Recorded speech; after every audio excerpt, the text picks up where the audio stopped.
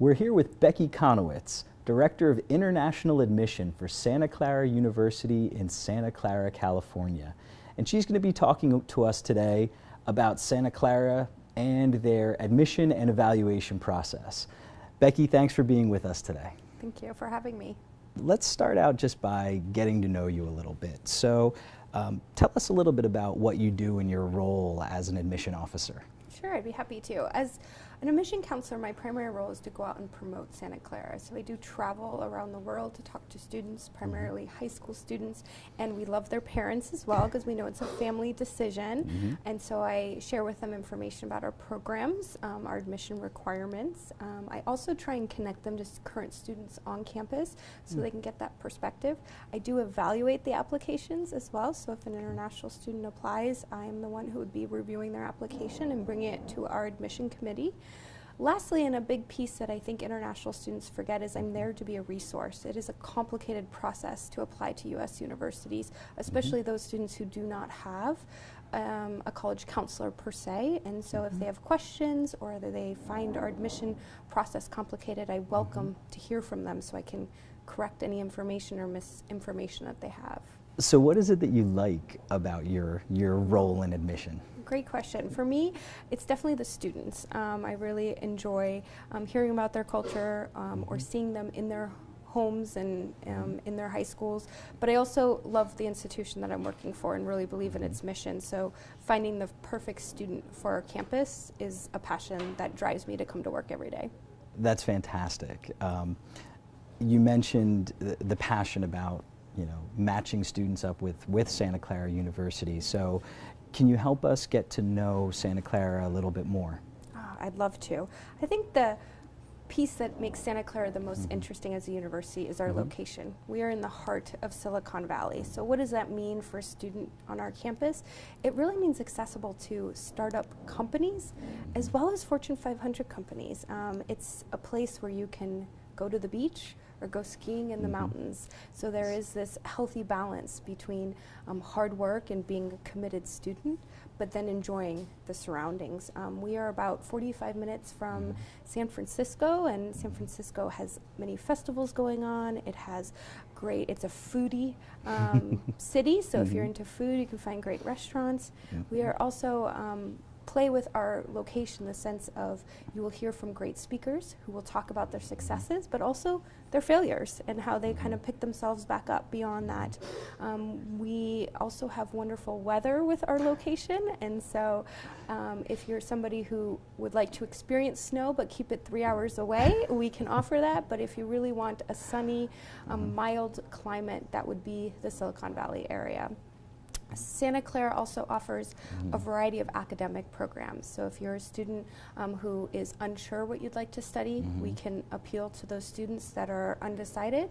But many of our students choose Santa Clara for one of our 3 colleges. So we have the College of Arts and Sciences, the College of Engineering, and the School of Business. So those tend to be popular areas of interest for our international students that are attracted. We are also a medium-sized university, so the average class size is 23. So for the students who are looking for a place where they would be a name and a face, Santa Clara is a great option because academically you would sit in a classroom getting to know your faculty. They might ask you to do research. They might place you with an internship with a former student of theirs. If there's a guest speaker that comes, you actually might be the student who joins them for dinner or lunch.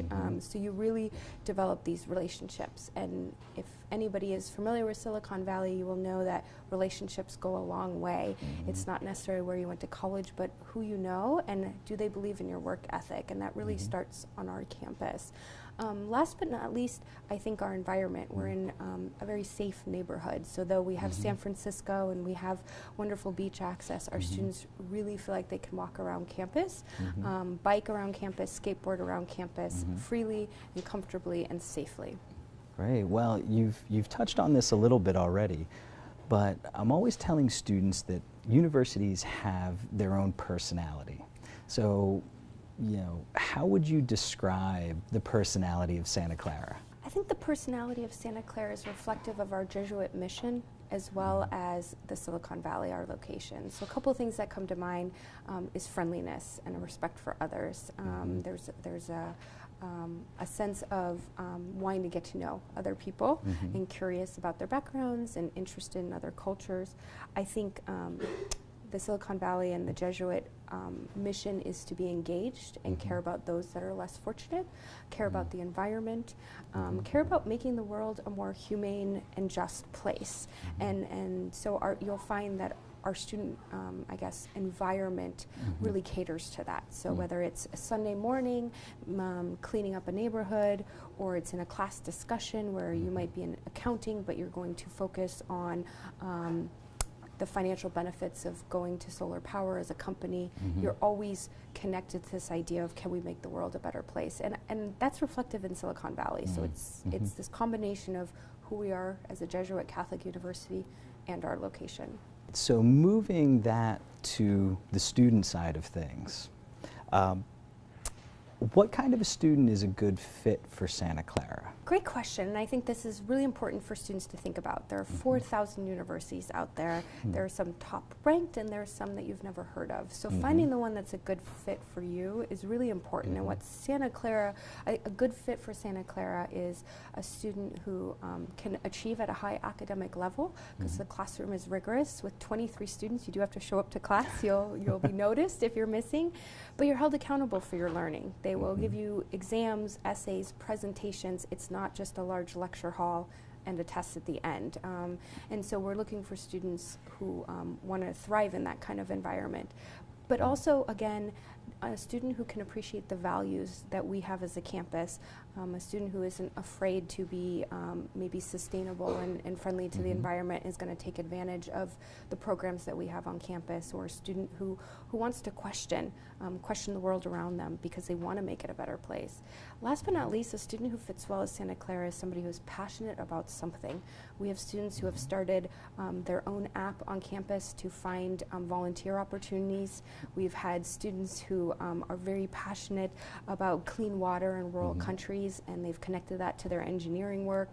So passion really drives our students to work hard and give back. So you mentioned a little bit about the size of Santa Clara. Santa Clara has right around 5,000 students, so officially it's classified as a medium-sized school. What's it like to attend a mid-sized school? What are some of the pros and maybe some of the cons as well? Great question. A medium-sized school, so Santa Clara is 5,300 students. The positives are the small class size. So for every 12 student, there's one faculty. That's that faculty-to-student ratio. Majority of our classes are going to be small, which is what we mean by 23 as our average class size. So another way to think about this is, you walk across our campus, you will probably see a familiar face, whether it's a faculty member, one of our Jesuits, or some classmates of yours that you've either lived with previously or taken a class with. So it's not a place where you can hide per se, or never meet people. In that sense, it's a nice size, but it's also large enough where you will continuously be meeting new people throughout your 4 years on our campus. The other piece with our size is it's space on campus. You can skateboard to class, bike to class, or walk. Nothing is more than 10 minutes away. So you don't have to take a bus to your classes, or you don't have to drive to your classes. Everything is conveniently located, and our students really thrive on that because of the weather. So in between classes, they might have an hour break, and you will see them reading their textbook underneath a palm tree in between classes, because it is a very green campus where we're located, and so they take advantage of that short 5-minute walk to class with some downtime outside. The cons, that's a tough one. I think the biggest con you'll tell our students is their faculty notice when they're not in class, or they miss a one-on-one meeting, and so this accountability to really respect time in the meetings. I think another con that many of our students speak to is they have so many opportunities that they sometimes can't do them all. So they might have to choose. I want to do an internship, but the same semester I had an opportunity to study abroad. I have to pick. And so It's a problem because I think our students become more aware of all their opportunities because it's a smaller campus and somebody knows them and might share an internship opportunity or research project, but then the student ultimately has to make a choice because you can't do it all. Luckily, it's a place where you can talk to advisors, ask for help in making those tough decisions. So it's not uncommon, even for myself as an international admission counselor, to still meet with current students as they're trying to navigate their opportunities, to figure out which one might have the greatest impact in the future for their future career goals, life goals, where are they heading. And so you're not alone when you have too many opportunities. I think sometimes students think, oh, smaller school, less opportunity. It's actually the opposite, I would argue, because you're more aware. It's not one building that only does this. You're in that building taking a class, so you hear about it. Santa Clara is officially a private university. Can you explain what it means, just in general, to be a private university and how that affects your students? So Santa Clara is private, and we often receive this question. I think it's a wonderful question for international students to ask because we are in California and there are many large public institutions. A private institution, the immediate place where you will see this is the price. So Santa Clara is one price for all students. We don't have an out-of-state separate price. We do not have a separate price for international students. So for tuition, room, board, fees, it is all the same for all students. So that is kind of a set difference between a public and a private. You will also see, as a private institution, the lower student to faculty ratio. It is much more expensive to keep that ratio low. And so a school our size, to have 12 students to one faculty is expensive. So you also see our costs may be more. But with that comes that one-on-one attention. Many, pretty much all faculty will have office hours that go beyond the traditional time. So if you want to go have a cup of coffee with them, they would be delighted to do that. They will connect you to opportunities that you're not aware of because they want to get to know you as a student. But all that costs money. Same thing I would say is our infrastructure. As a private institution, we fundraise a lot to build any of our new facilities, which therefore are going to be the best for our current students, for our undergraduate students. So for those of you earning your first degree, you are going to be using the same facilities and have access to that maybe a graduate engineering student might have. But it was built, and the intention is for the undergraduates. So that is a big part. You'll see the facilities. I think the last piece that makes private unique is we have the ability and the flexibility to purposely combine the theory that you're studying in the classroom with the practical in our backyard. So if you're studying accounting, why not try and work with a Fortune 500 accounting company at the same time? If you're studying mechanical engineering, why not apply that? And so it's a nice balance between practical and theory. One thing that you mentioned previously was that you were a Jesuit institution, and an important aspect of Santa Clara is that there is this connection with the Catholic Church. So can you explain a little bit about what it means to be religiously affiliated, which is a term that students will come across a lot. So what does it mean to be religiously affiliated in general, and how does it affect a student's day-to-day life on campus? Great. Here's a chance to kind of think back historically to higher education in the United States. Many universities in the United States were founded by education or religious organizations. They were highly committed to educating, and Santa Clara is one of the schools. We are the oldest university in California, and we were founded by the Jesuits, which is a sect of the Catholic Church. The Jesuit teachings have been going on for 450 years, so education is not something new for them. They're very passionate about educating the whole person, so both spiritually, academically, and physically they believe in. And so those teachings, it's not about memorizing the Bible, it is about making sure that the values come across in everything we do. So ethical values, values of taking care of others as much as you take care of yourself. The Jesuits like to question, and so one of the things that a Santa Clara student will graduate from any background, well, they will learn how to question and critically think, because they, to move the world forward and to care about others, you need to take notice of when things are not being just and humane, and to ask those questions. the everyday experience at Santa Clara, you might not even feel the Catholic tradition. More than 50% of our students are not Catholic. So you will find student activities that represent all religions of the world.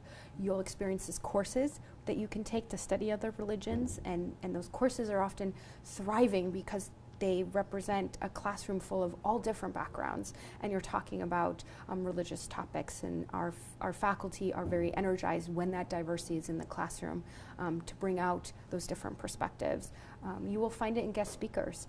We bring very controversial speakers related to religious topics, but we also bring in speakers that maybe believe the same values that we have. So you'll find it very enriching. In today's world, I don't think you can ignore religion in any sector, whether it's political, economical, scientific, religion comes up. And so our graduates really feel, no matter what their background is when they came as a freshman at 18, that they can appreciate it. They look back, especially the longer they are in their career fields, they will say, I'm so glad I learned how to ask the bigger questions, learn to reflect and challenge myself to be a better person. And that happened during their time at Santa Clara. So religiously affiliated universities, you could ask some good questions as you're looking at those for an international student. Do they ask you to sign a faith statement when you apply? That's a very different question than tell us about your values. So Santa Clara does not have a faith statement. As an administrator of the university, a faculty, they can represent any religion. They don't ask us that. In the admission process, we don't make admission decisions based on your religious background. What we're looking for is students who would want to be a part of an environment that shares our values. So let's take things in a slightly different direction. Santa Clara is located in a suburb in the smaller city of Santa Clara, California. So using Santa Clara University as an example, can you describe what is life like in a suburban setting? First of all, imagine accessible bike lanes, easy sidewalks to skateboard on, no traffic. But more importantly, I think a suburban campus is really a tightly knit community. And so you don't have to worry about crossing a street with cars because there are none allowed in the center of campus. So as you're running between classes, hopefully on time, that you are not concerned about the crosswalk or a light.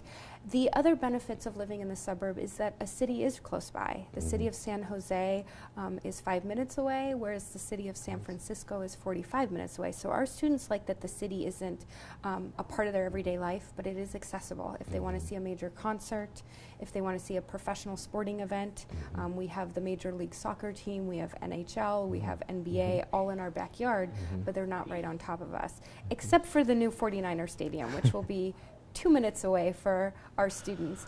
But again, it wouldn't impact traffic flows. We're not a place that students, they can stay on campus safely and securely, have everything 5 minutes away as far as wonderful restaurants, public transportation to catch the train to San Francisco or to San Jose, an international airport.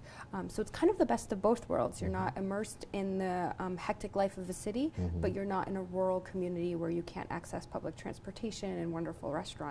So we see it as a marriage of a little bit of both. I always tell my students that if they're going to come to a U.S. university, that they need to become familiar with American football. So any of you interested in Santa Clara, start looking up the 49ers. All right. Right. Okay, so geographically, the city of Santa Clara and the university are located in Northern California. So tell us a little bit about what life is like on the West Coast. Yeah. Life is very different. California is massive as a state. It's one of the largest states in the United States. So there is even a difference between Northern California and Southern California. So as an international student, I highly encourage you to understand that geographic difference as best as possible.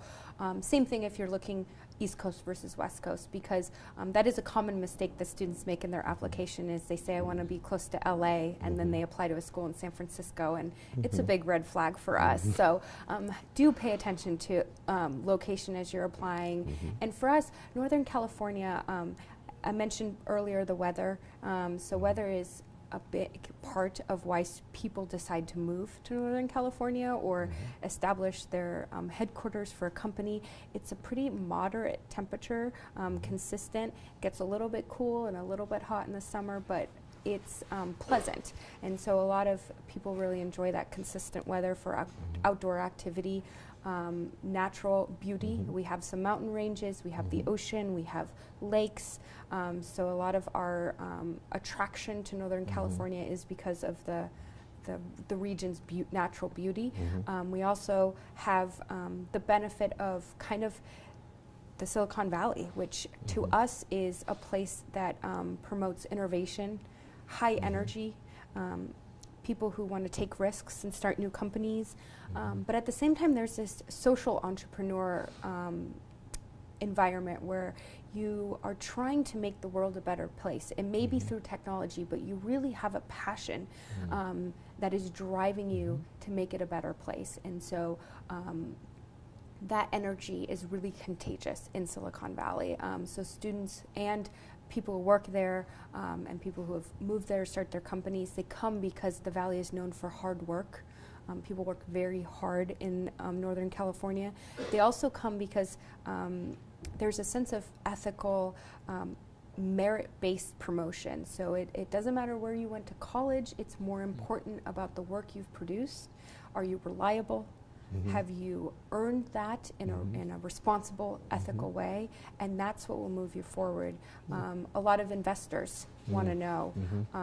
They don't want to look for a CV that has a lot of holes or padded. They really want to, they'll look at you as a person and your work ethic before they'll care about your kind of reputation that you went to a university. And so that hard work and ethical practices you'll find throughout the Valley. So the other piece of that is if you work really hard, you want to know how to relax. And so Silicon Valley has the wonderful Napa Valley area for excellent wine. So there's an appreciation for wine tasting. You have the beaches, so surfing is very popular. Worldwide surf competitions will happen in Northern California. You have Lake Tahoe, which was home to the Olympics in the United States at one point. That's 3 hours away. So you'll find Santa Clara students relax on the weekends by taking a quick trip to go skiing. So I think so the Northern California region has the benefit of Fortune 500 companies and startups, but it also has the benefit of people who love the outdoors, want to enjoy their hard work by also playing and enjoying their environment. And we'll be right back to hear more from Becky in just a minute.